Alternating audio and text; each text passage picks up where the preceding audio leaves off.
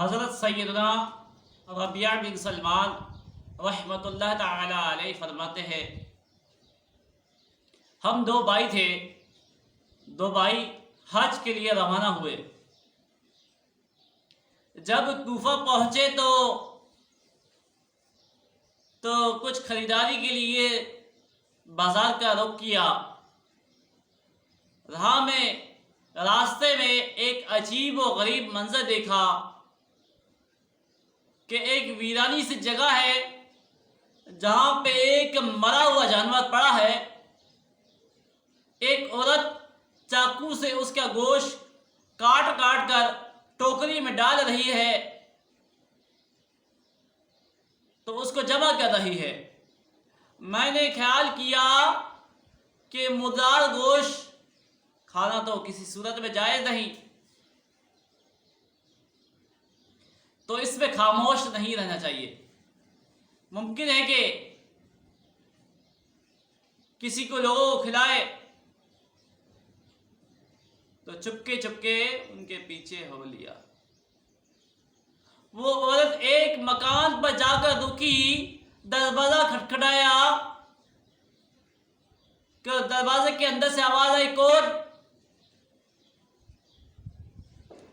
تو ان کے بچوں نے دروازہ کھولا۔ ان میں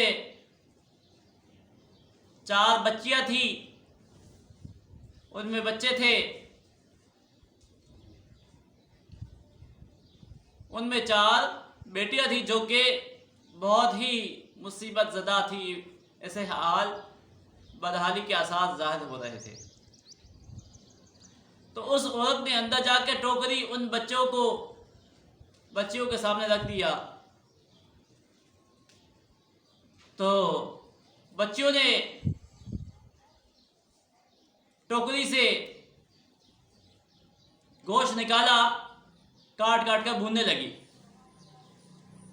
مجھے قلبی رنجش ہوا، میں نے باہر سے آواز دی، دروازہ کھولو، اے اللہ کی بندی، خدا کے لیے اس کو نہ کھاؤ۔ وہ بولی آپ کون؟ میں نے کہا میں ایک پردیسی آدمی ہوں۔ اور وہ بولی ہم خود ہی مقدر کے قیدی ہیں، 3 سال سے ہمارا کوئی معین و مددگار نہیں ہے، اب آپ کیا چاہتے ہیں؟ میں نے کہا مجوسیوں کے ایک فرقے کے سوا کسی مذہب میں مردار گوشت کھانا جائز نہیں۔ وہ بولی ہم خاندان نبوت کے سید ہیں۔ ان لڑکیوں کا باپ نیک آدمی تھا، وہ اپنے ہی جیسوں سے ان کا نکاح کرنا چاہتا تھا۔ ان کی نوبت نہ آئی کہ ان کا انتقال ہو گیا۔ جو ترکہ چھوڑا تھا وہ ختم ہو گیا۔ ہمیں معلوم ہے کہ مردار کھانا جائز نہیں ہے، مردار کا گوشت کھانا جائز نہیں، لیکن حالت اضطراب میں جائز ہو جاتا ہے۔ ہمارا 4 دن کا فاقہ ہے۔ خاندان سعادت کے دردناک حالات سن کر مجھے رونا آ گیا۔ میں انتہائی بے چینی کے ساتھ وہاں سے واپس ہوا۔ میں نے بھائی کے پاس جا کر کہا کہ میرا حج کا ارادہ میں نے ختم کر دیا، ترک کر دیا۔ اس نے مجھے بہت سمجھایا، حج کے فضائل بتائے، بیان بتائے، حج کے واقعات سنائے۔ حاجی کو اسی حالت میں نہیں لوٹنا چاہیے۔ حاجی جو ہے ایسی حالت میں لوٹتا ہے کہ اس میں کوئی گناہ باقی نہیں رہتا۔ مگر بھائی نے بہت سمجھایا، لیکن پھر بھی ان کی سمجھ جانے پر عمل نہ ہوا۔ کپڑا، احرام، چادر، سب جو سامان میرے ساتھ تھا، جس میں 600 درہم نقد بھی تھے، سب لے کر چل دیا بازار سے۔ 100 درہم کا آٹا، 100 درہم کا کپڑا خریدا، باقی 400 درہم آٹے میں چھپا کر سادات کرام کے گھر پہنچا دیا۔ سب سامان، کپڑا، آٹا وغیرہ کو ان کو پیش کر دیا۔ اس نے اللہ رب العالمین کا شکر ادا کیا، اس طرح دعا دی، اے سلمان ابن سلمان، اللہ تیرے اگلے پچھلے سب گناہ بخش دے، تجھے حج کا ثواب دے، اپنی جنت میں جگہ عطا فرمائے، تجھے ایسا بدلہ دے جو تجھ پر ظاہر ہو جائے، تو دیکھے، تو دنیا میں دیکھے۔ بڑی بیٹی نے دعا دی، اللہ تبارک و تعالیٰ تیرے اجر ڈبل کر دے، تیرے گناہ معاف کر دے۔ دوسری نے اس طرح دعا دی، تجھے اللہ تبارک و تعالیٰ اس سے بھی بہت زیادہ عطا کرے جتنا تو نے ہمیں دیا۔ تیسری نے دعا دی، اللہ تبارک و تعالیٰ ہمارے نانا جان کے ساتھ آپ کا حشر ہو۔ چوتھی نے جب یہ چھوٹی نے دعا دی، یوں دعا دی، اے اللہ رب العالمین، جس نے ہم پر احسان کیا اس کا نعم البدل اس کو جلدی عطا کر دے اور اس کے اگلے پچھلے گناہ بخش دے۔ حجاج کرام کا قافلہ کئی مہینوں بعد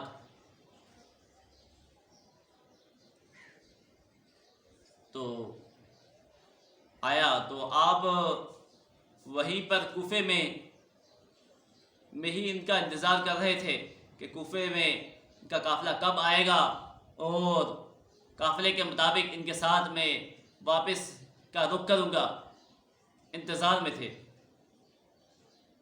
یہاں تک کہ حاجی کا قافلہ واپس آ گیا۔ حجاج کا قافلہ میری آنکھوں کے سامنے آیا، اپنی حج کی سعادت سے محروم پر میری آنسو نکل آئے۔ میں نے دعائیں لینے کے لیے آگے بڑھا، ان سے ملاقات کے لیے میں نے کہا اللہ رب العالمین آپ کا حج مقبول فرمائے، آپ کے اخراجات کا بدلہ عطا فرمائے۔ ان میں سے ایک حاجی صاحب نے حیرت کے اظہار کرتے ہوئے کہا یہ کیسی دعا ہے؟ میں نے کہا ایسے غمزدہ شخص کی دعا جو دروازے تک پہنچ کر حاضری سے محروم رہ گیا۔ وہ کہنے لگا بڑی تعجب کی بات ہے، آپ وہاں جانے سے انکار کرتے ہیں، کیا آپ ہمارے ساتھ عرفات کے میدان میں نہ تھے؟ آپ ہمارے ساتھ شیطان کو کنکریاں نہیں مار رہے تھے؟ کیا آپ نے ہمارے ساتھ طواف نہیں کیے؟ میں نے اپنے دل میں سوچا یقیناً یہ اللہ تبارک و تعالیٰ کا کرم ہو گیا۔